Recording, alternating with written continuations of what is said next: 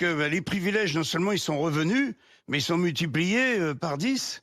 400 ans après, donc faut recommencer, faut refaire une révolution. Et les Gilets jaunes, c'est la seule force d'opposition, c'est le peuple qui gronde, les gouvernants ne l'entendent pas, et ils ont bien tort, parce qu'un jour on va leur dire, c'est pas terminé, ce n'est pas une révolte, c'est une révolution. Ce n'est pas terminé selon vous. Non, non, c'est pas terminé. Comment tu vas c'est pas en donnant 100 balles aux gens, en jetant 3 miettes de pain par terre, que ça va aller mieux. Les gens, comme je vous le disais à l'instant, il y a 9 millions de personnes qui en chient vraiment.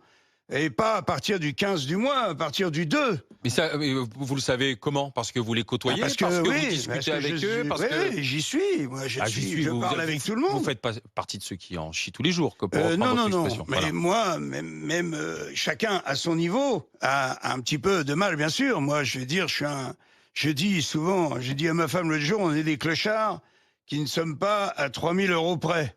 C'est comme ça que je nous définis. Pour se dire, on n'a que des problèmes de riches, tu vois. Mais les gens dans la rue, moi, les gens que j'aide partout où je peux, ce sont des gens qui bossent, qui payent leurs impôts. Ils font absolument tout ce qu'on leur dit. Et juste, ils n'ont pas assez, quoi, pour vivre.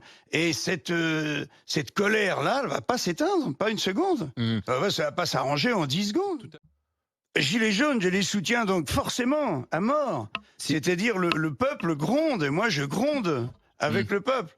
Tu vois, il y a 400 ans, on a été le seul petit pays au monde à abolir les privilèges. C'était énorme, personne n'aurait mis un centime là-dessus. Ouais. Hein, en 1789, le 4 août, je crois.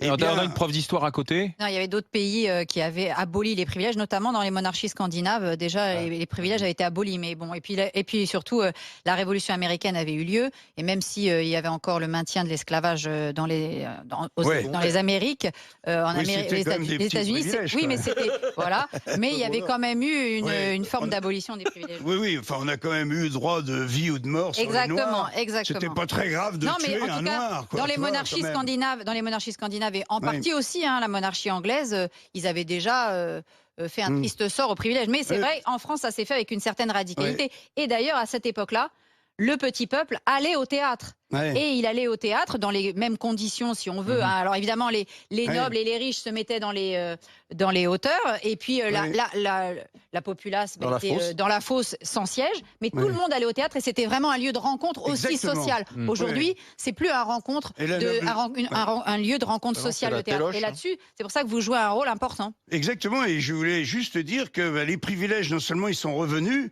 mais ils sont multipliés par 10. 400 ans après, donc faut recommencer, faut refaire une révolution. Et les Gilets jaunes, c'est la seule force d'opposition, c'est le peuple qui gronde, les gouvernants ne l'entendent pas, et ils ont bien tort, parce qu'un jour on va leur dire, c'est pas terminé. Ce n'est pas une révolte, c'est une révolution. Ce n'est pas terminé selon vous. Non, c'est pas terminé. Comment tu vas c'est pas en donnant 100 balles aux gens, en jetant 3 miettes de pain par terre, que ça va aller mieux. Les gens, comme je vous le disais à l'instant, il y a 9 millions de personnes qui en chient vraiment. Et pas à partir du 15 du mois, à partir du 2. Mais ça, vous le savez comment? Parce que vous les côtoyez, parce que vous discutez avec eux, oui, j'y suis. Moi, je parle avec tout le monde. Vous faites pas partie de ceux qui en chient tous les jours, que pour non. expression. Mais voilà. moi, même chacun à son niveau a un petit peu de mal, bien sûr. Moi, je vais dire, je dis souvent, j'ai dit à ma femme l'autre jour, on est des clochards qui ne sommes pas à 3000 € près. C'est comme ça que je nous définis. Pour se dire, on n'a que des problèmes de riches, tu vois. Mais les gens dans la rue, moi, les gens que j'aide partout où je peux, ce sont des gens qui bossent, qui payent leurs impôts. Ils font absolument tout ce qu'on leur dit. Et juste, ils n'ont pas assez, quoi, pour vivre. Et cette colère-là, elle va pas s'éteindre, pas une seconde.